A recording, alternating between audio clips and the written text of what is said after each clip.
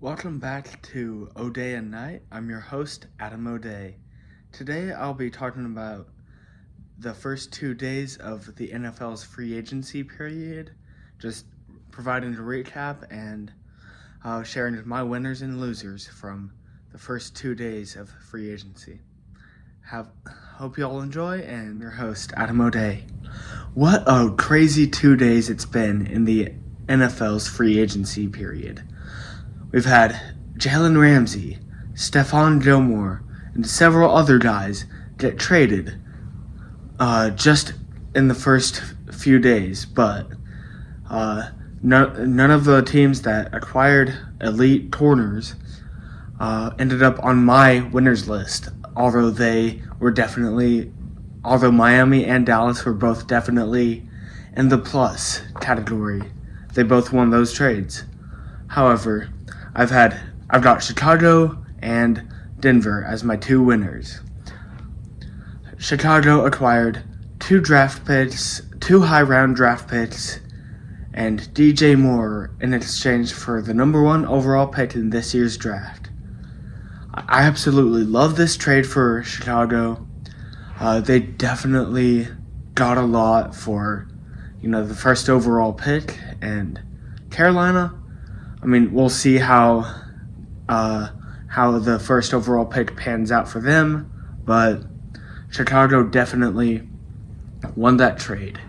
And they signed an offensive lineman, they signed a couple stud linebackers in Tremaine Edmonds and TJ Edwards, so Chicago's definitely going to be better than last year. It's hard to be worse than a 2 or 3 win team, but we've definitely seen worse teams. So hopefully, with the improvements they've already made and the improvements that will eventually come as free agency just started and we have yet to undergo the draft, so Chicago will definitely improve quite a bit next season. My second winner is the Denver Broncos. They signed former Niners offensive tackle Mike McGlinchey and former Ravens guard Ben Powers.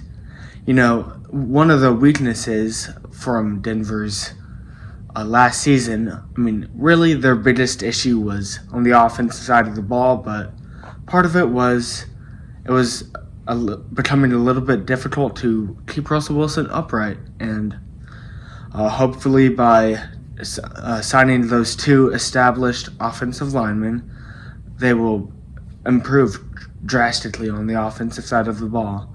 And that combined with Sean Payton and who else did they sign? They signed defensive end Zach Allen as well. So hopefully the Broncos will do much better offensively, and signing Zach Allen and Manhurts, the tight end, replacing Andrew Beck and Draymond Jones.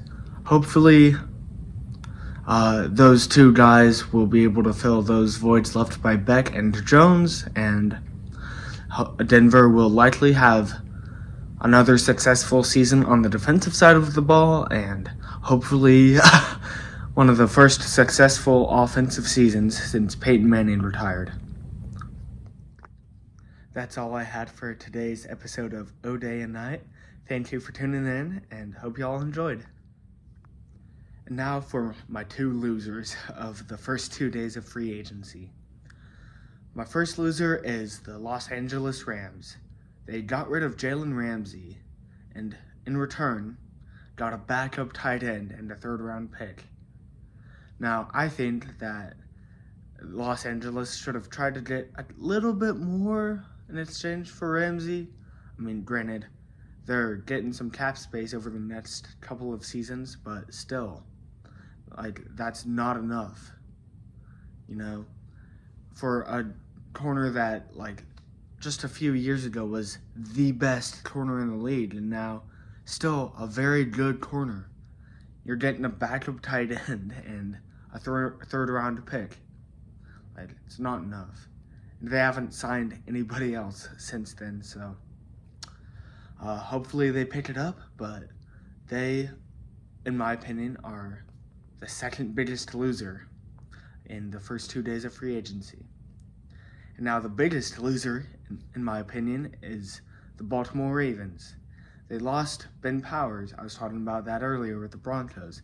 And they haven't really signed anybody. They franchise tagged Lamar Jackson, but aside from that, like, they haven't made any moves.